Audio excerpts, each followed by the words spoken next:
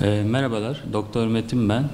Artuklu Üniversitesi Genel Cerrahi Anabilim Dalı Başkanıyım. Bugün pankreas bezinin iltihapları hakkında biraz fikir alışverişinde bulunmak istiyoruz.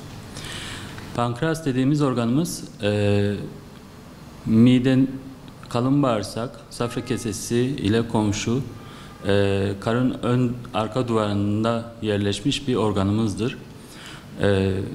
Bazı temel görevleri vardır. Örneğin besinlerin sindirimi ile ilgili enzimler salgılar. Yağlar için, proteinler ve karbonhidratlar için. Ayrıca kan şekerinin düzenlenmesini sağlayan temel hormonları salgılar. Bu kısacık bilginin ardında pankreas bezinin iltihaplarının sebeplerinden bahsedecek olursak, ülkemizde özellikle en fazla safra kesesindeki taşlardan kaynaklı olduğunu söyleyebiliyoruz. Bütün olguların %40'ı kadar bir orana sahip. Bunun takip eden ikinci sırada alkol ne yazık ki mevcut. Bu da %30'la ikinci sırada yer alıyor. Bunun dışında girişimsel işlemler dediğimiz safra kanalına düşen taşlara yönelik özellikle yapılan ERCP işlemi pankreatite neden olabiliyor. Bunun haricinde travmalar ve bazı ilaçlar da neden olabiliyor. Peki pankreas iltihaplanması kendini nasıl gösterir? Özellikle ani başlayan ve sırta vuran şiddetli ağrı ile kendini gösterir. Tabii bu söylediğimiz şekilde kendini gösteren başka hastalıklar da mevcuttur. Bunların ayrıcı tanısında yani pankreas bezinin iltihaplanmasını anlayabilmemiz için bazı kan değerlerine bakmamız gerekiyor. Özellikle amilaz ve lipaz dediğimiz pankreasa özgü enzimlerin kanda yüksekliği bizi pankreatit düşünmemize sevk ediyor. Bunun haricinde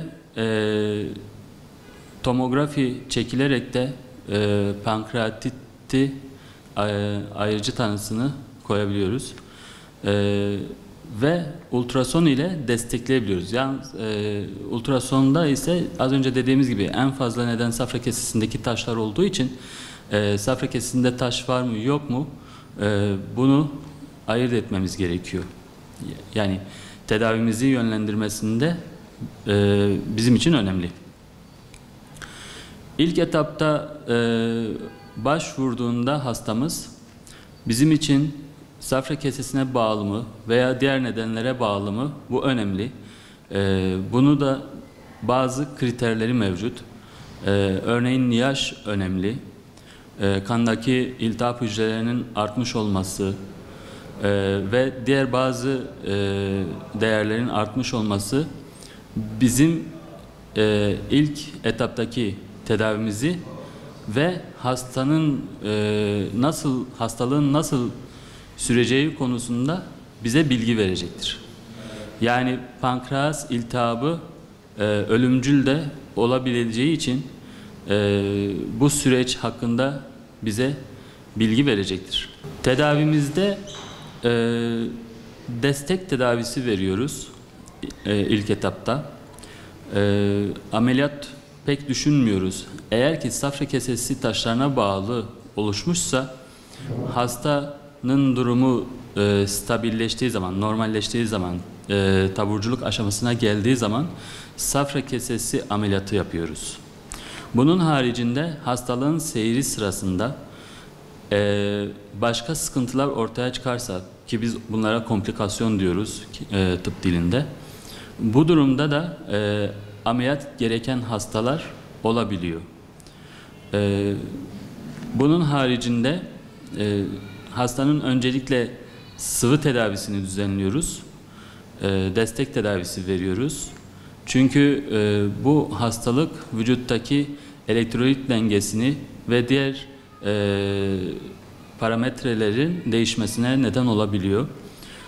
Bunun yanında şiddetli ağrısı olduğu için ağrı kesici de veriyoruz. Eğer ki bu az önce dediğimiz komplikasyonlarla ilgili bir gelişme yaşanmadıysa antibiyotik pek tercih etmiyoruz. Ama eğer eşlik eden bir safra kesesi ya da safra kanalı iltihaplanması varsa antibiyotiklerle de tedavimizi düzenleyebiliyoruz. Tabii ki iltihap önlenemediği zaman ölümcül olabiliyor ne yazık ki. En son çare eğer ki safra pankreas bezinde nekroz dediğimiz hadiseler gelişirse o zaman ameliyatla oraya müdahale edebiliyoruz.